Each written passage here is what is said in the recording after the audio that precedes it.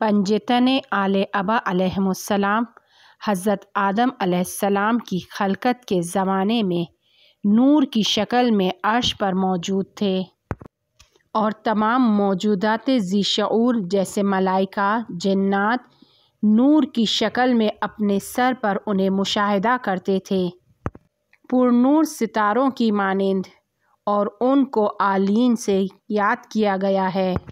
जब इब्लीस हज़रत आदम अलैहिस्सलाम को सिजदा नहीं करता तो खुदावंद आलम उससे पूछता है, अस्तकबरता अम कुन्ता मिनल आलीन, क्या तुम तकब्बुर कर रहे हो या ये तसव्वुर कर रहे हो कि आलीन से हो। आलीन यानी बुलंद मर्तबे वाले, जिसके जवाब में इब्लीस कहता है मैं उससे बेहतर हूँ। यहाँ पर आलीन से क्या मुराद है? आलीन इसमें जम है और इसमें मारिफा है, यानी किसी ख़ास चीज़ या ख़ास शख्स की जानिब दलालत करता है। और जब खुदावंद तबारक व तआला आलीन के बारे में इब्लीस से सवाल करता है तो वो जवाब नहीं देता, बल्कि आदम की तरफ करके कहता है कि मैं इससे बेहतर हूँ, क्योंकि तूने मुझे आँख से खल्क़ किया है और इसे मट्टी से। लेकिन आलीन के बारे में कोई जवाब नहीं देता। ये क्या माजरा है? पंजतन आले अबा अलैहिमुस्सलाम उस ज़माने में नूर की शक्ल में अर्श के अतराफ़ मौजूद थे और तमाम मौजूदात ज़ी शऊर जैसे मलाइका और अजन्ना इन 5 नूर को अपने सर पर पुरनूर सितारों की मानिंद देखते थे और उसे आलीन के नाम से याद करते थे। इस बारे में अबू सईद खदरी नकल करते हैं कि मैं पैगंबर अकरम सल्लल्लाहु अलैहि वसल्लम के पास बैठा हुआ था कि एक शख्स आया और इसी आयत के बारे में सवाल किया और पूछने लगा, फमन हूँ, ये आलीन कौन है? क्या ये मलाइका से बढ़तर हैं? पैगंबर सल्लल्लाहु अलैहि वसल्लम ने फरमाया, अना व अलीयुन व फ़ातिमतो वल हसन वल हुसैन, कि आलीन से मुराद मैं, अली, फ़ातिमा और हसन व हुसैन थे कि जो अर्श के सरादक में मौजूद थे। हम खुदा की तस्बीह करते थे और मलाइका हमारी तस्बीह के साथ तस्बीह करते थे। खुदावंद अज़्ज़ा व जल के हज़रत आदम अलैहिस्सलाम को खल्क़ करने से 1000 साल पहले, इसलिए आलीन पंजतन के नूर थे कि जो बेहतरीन मखलूक़ात महसूब होते हैं। एक हदीस में इमाम सादिक अलैहिस्सलाम से बयान हुआ है, खुदा के अलावा कोई मौजूद नहीं था, लिहाजा खुदा ने 5 नूर को अपने जलाल और अज़मत के साथ खल्क़ किया और इनमें से हर एक नूर का नाम खुदा के नाम पर था। खुदा हमीद है, इसलिए ये नाम मोहम्मद के अंदर ज़हूर कर गया। खुदा आला है, इसलिए अमीरुल मोमिनीन अली अलैहिस्सलाम के अंदर ज़हूर कर गया। खुदा के लिए अस्माए हुस्ना वजूद रखते हैं कि नाम हसन और हुसैन अलैहिमुस्सलाम उन नामों में शामिल हो गए और उसका फ़ातिर नाम ज़हरा अतहर फ़ातिमा के नाम में शामिल हो गया। लिहाजा जब उन नूरों को खल्क़ करता है तो उनको मीसाक में करार देता है। ये नूर अर्श के दाएं जानिब करार पा गए। फिर खुदा ने फ़रिश्तों को नूर से खल्क़ किया और जब फ़रिश्तों ने इन नूरों को देखा तो इनके काम को और इनकी शान को बुज़ुर्ग समझा और तस्बीह को उनसे सीखा।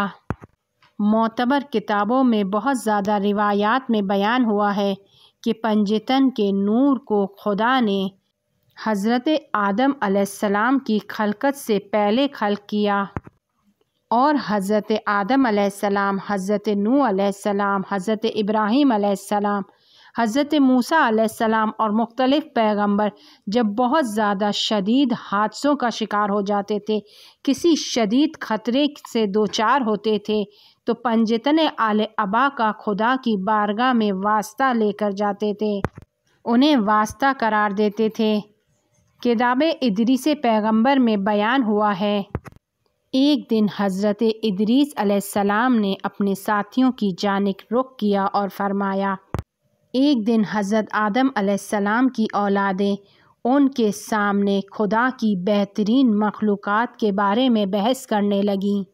کچھ نے کہا کہ ہمارے والد آدم خدا کی بہترین مخلوق ہیں، کیونکہ خدا نے اس کو اپنے قدرت کے ہاتھوں خلق کیا، اس میں اپنی روح کو قرار دیا اور اس کے حکم سے فرشتوں نے حضرت آدم علیہ السلام کے احترام میں ان کو سجدہ کیا۔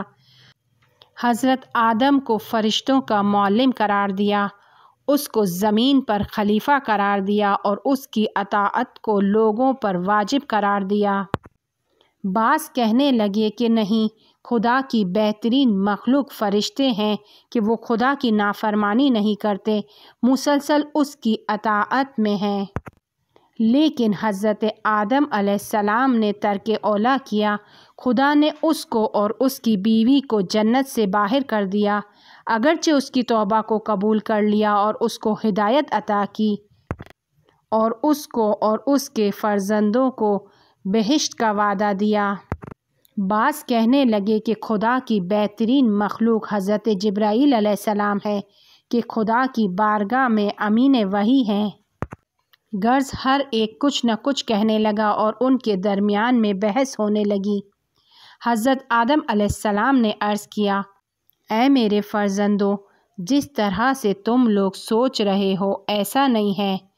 جس وقت خدا نے مجھے خلق کیا اور اپنی روح کو میرے اندر دم کیا، میں اٹھ کر بیٹھ گیا اور میں نے عرش خدا کی جانب نگاہ کی۔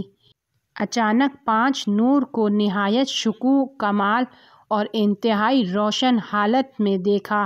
میں اس نور میں غرق ہو گیا اور خدا سے سوال کیا کہ یہ 5 نور کون ہیں؟ خدا نے فرمایا، یہ 5 نور اشرف المخلوقات کے نور ہیں، یہ میری رحمت کے دروازے ہیں، میرے اور میری مخلوق کے درمیان واسطہ ہیں۔ اگر یہ نہیں ہوتے تو میں آسمانوں اور زمین، جنت اور جہنم، سورج اور چاند کو خلق نہیں کرتا۔ میں نے خدا سے عرض کی کہ ان کے نام کیا ہیں؟ خدا نے کہا کہ عرش کی جانب دیکھو۔ جب میں نے عرش پر نگاہ کی تو ان پاک ناموں کو وہاں پر پایا، یعنی محمد، علی، فاطمہ، حسن اور حسین۔ پرانے زمانے میں ایک بہت بڑے عالم تخت فولاد کے قبرستان میں حضرت امام زمانہ ارواحنا الفدا کی خدمت میں حاضر ہوتے ہیں اور ان سے درخواست کرتے ہیں کہ وہ انہیں علم اکثیر کی تعلیم دیں۔ امام زمانہ علیہ السلام اس عالم سے فرماتے ہیں کہ تمہارا علم غریبے سے کیا تعلق؟ میں تمہیں اس کی جگہ ایک ایسا ختم سکھاتا ہوں کہ جو اکثیر سے بہتر ہے، اور فرماتے ہیں کہ پنجتن اور امام زمانہ سے توسل کرو اور اپنے توسل میں کہو، یا محمد، یا علی، یا فاطمہ، یا حسن، یا حسین، یا صاحب الزمان ادرکنی ولا تہلکنی۔